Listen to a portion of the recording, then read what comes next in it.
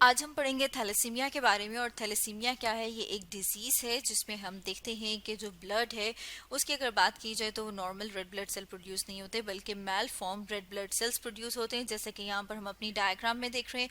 अब अगर हम फर्दर बात करें तो हम देखते हैं कि ये जो वर्ड है थैलेसीमिया, ये किससे डिराइव हुआ है? ये ग्रीक वर्ड से डिराइव हुआ है। और अगर ग्रीक वर्ड की बात की जाए तो उसमें हम देखते हैं जिसमें थैलस जो है उसका मतलब है सी, और अगर हीम की बात की जाए तो हीम का मतलब है ब्लड।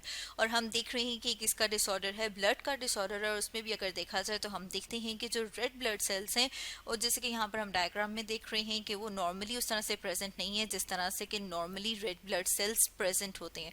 तो इसमें हम देखें तो हम देखते हैं फर्दर इस डिजीज को क्या कहा गया है। इस डिजीज को कहा जाता है कॉले एनीमिया।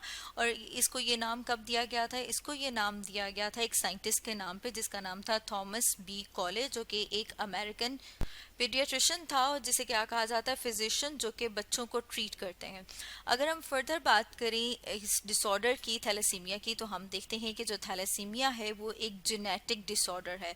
जेनेटिक डिसऑर्डर मतलब जीन्स से रिलेटेड है। जीन्स क्या है? विरासती मवाद हैं। तो ये जो डिसऑर्डर है वो किससे रिलेटेड है? मतलब ये कि ये विरासत में फर्दर अगर पेरेंट्स को है तो उनसे विरासत में किन में आएगा? बच्चों में आएगा। तो इस तरह से हम देखते हैं कि ये जो है ये एक जेनेटिक डिसऑर्डर है। और ये जेनेटिक डिसऑर्डर ब्लड का है, जैसे कि हमने ऊपर बात की थी कि इसमें होता क्या है? इसमें एबनॉर्मल हीमोग्लोबिन जो है वो प्रोड्यूस होते हैं। और जब हीमोग्लोबिन एबनॉर्मल होंगे तो नॉर्मल हीमोग्लोबिन की बात की जाए वो क्या करते हैं? वो ऑक्सीजन को लेके जाते हैं हमारे बॉडी के सेल्स तक। तो जब एबनॉर्मल हीमोग्लोबिन बनेंगे तो एबनॉर्मल हीमोग्लोबिन जो है उनमें क्या कैपेसिटी होगी? उनमें ये एबिलिटी, ये सलाहियत इतनी नहीं होगी कि वो ऑक्सीजन को कैरी कर सकें या ऑक्सीजन को अपने साथ लेके जा सकें। मतलब ये कि उनकी ये एबिलिटी जो है वो डिक्रीज हो जाएगी ऑक्सीजन कैरिंग कैपेसिटी की। इसके अलावा हम देखते हैं कि जो रेड ब्लड सेल्स हैं, जैसे कि नॉर्मली अगर बात की जाए तो रेड ब्लड सेल्स जो हैं वो 120 डेज के बाद जो है वो डिस्ट्रॉय होते हैं। लेकिन ये अगर हम थैलेसीमिया के पेशेंट में देखें तो हम देखते हैं कि जो रेड ब्लड सेल्स हैं वो फास्टर रेट पे डिस्ट्रॉय होते हैं अगर उसको कंपेयर किया जाए किसी नॉर्मल पर्सन के साथ। इस वजह से अगर कोई थैलेसीमिया का पेशेंट है तो उसको ब्लड ट्रांसफ्यूजन की ज़रूरत होती है। मतलब ये कि उनको हर कुछ अरसे के बाद जो ब्लड जो है वो लगाया जाता है, जैसे कि यहाँ पर हम डायग्राम में देख रहे हैं कि क्या शो करें कि इस बच्चे को जो है वो ब्लड ट्रांसफ्यूज किया जा रहा है। मतलब ये कि इसको ब्लड जो है वो डोनेट किया हुआ है, जो इसको फर्दर अटैच किया गया है ताकि इसके बॉडी में अगर हम बात करें तो जो हीमोग्लोबिन है, जो कि हम कह रहे हैं कि नॉर्मल नहीं है, जिसकी वजह से जो इसकी बॉडी के सेल्स हैं उनको ऑक्सीजन नहीं मिलेगी, तो फर्दर क्या किया जाता है? आउटसाइड से ब्लड इसको दिया जाता है ताकि नॉर्मल हीमोग्लोबिन जो है इसकी बॉडी में प्रेजेंट हो और इसके सेल्स को ऑक्सीजन मिल सके।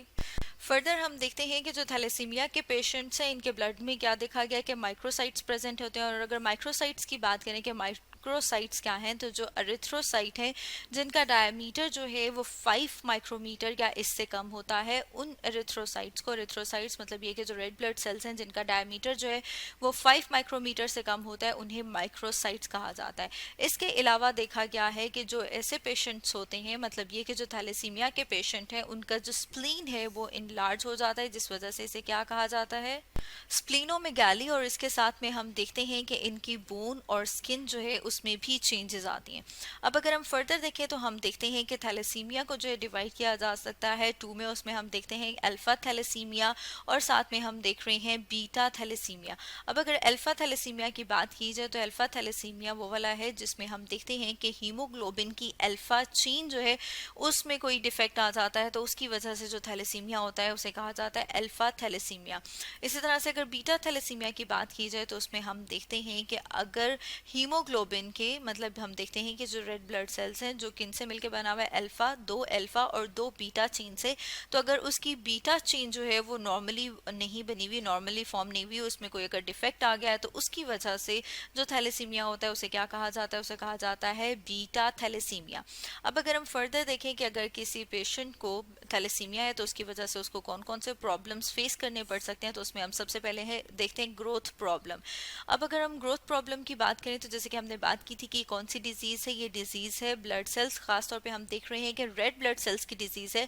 तो इसका मतलब ये है कि जो ब्लड सेल्स हैं वो जब नॉर्मली उस तरह से प्रेजेंट नहीं है, उनका स्ट्रक्चर नॉर्मल नहीं है, तो वो ऑक्सीजन को नहीं कैरी कर पाते, जिसकी वजह से पर्सन की जो है नॉर्मल ग्रोथ नहीं होती और उनका जो नॉर्मल वेट है या नॉर्मल हाइट जितनी होनी चाहिए उतनी नहीं होगी। इसके अलावा हम देखते हैं कि ऐसा पेशेंट क्या होगा, एनीमिक होगा, उसको क्या होगा, एनीमिया। एनीमिया की बात की जाए कि एनीमिया क्या है, तो एनीमिया हम कहते हैं वो वाली कंडीशन जिसमें रेड ब्लड सेल्स की डेफिशिएंसी हो या बॉडी में रेड ब्लड सेल्स जो है वो नॉर्मल से कम मिकदार में हो, तो उस कंडीशन को क्या कहा जाता है, उस कंडीशन को कहा जाता है एनीमिया। इसके अलावा हम देखते हैं कि ऐसे जो पेशेंट है वो क्या हो जाते हैं, टायर्ड हो जाते हैं, मतलब ये कि उनमें थकावट हो जाएगी, इसके अलावा वीकनेस फील होगी, उन्हें कमजोरी महसूस होगी, और इसके साथ साथ हम देखते हैं कि उनका जो सांस है वो उखड़ना शुरू हो जाएगा, मतलब ये कि शॉर्टनेस ऑफ ब्रेथ होगी। इसके अलावा हम देखते हैं कि ऐसे पेशेंट्स को जो है वो जॉन्डिस हो जाता है, जॉन्डिस जिसमें हम देखते हैं कि स्किन और आई को देखें तो आई का जो वाइटिश पार्ट है वो ब्लू हो जाता है। इसके अलावा जो एक प्रोमिनेंट हम देखते हैं फीचर थैलेसीमिया के पेशेंट्स में वो ये है कि इनका जो एब्डोमेन है वो स्वेलो हो जाता है, मतलब ये कि इनका जो टमी रीजन है वो बड़ा हो जाएगा, इनलार्ज हो जाएगा। और अगर उसकी रीजन हम देखें कि वो क्यों इनलार्ज हो जाता है, तो उसमें जैसे कि हमने ऊपर बात की थी कि ऐसे पेशेंट्स का जो स्प्लीन है वो बड़ा हो जाता है, लार्ज हो जाता है, इसकी वजह से उनका जो एब्डोमिनल एरिया है वो क्या हो जाएगा, वो लार्ज हो जाएगा। इसके अलावा हम देखते हैं कि इनमें क्या हो जाएगी, वीकनेस हो जाती है और फिटीग हो जाती है, मतलब ये कि कमजोरी महसूस करते हैं। इसके अलावा ये थकावट जो है बहुत जल्दी महसूस होगी, इन्हें कोई भी काम करेंगे तो बहुत जल्दी थक जाएंगे। तो स्टूडेंट्स, आज हमने क्या डिस्कस किया, आज हमने डिस्कस किया थैलेसीमिया के बारे में।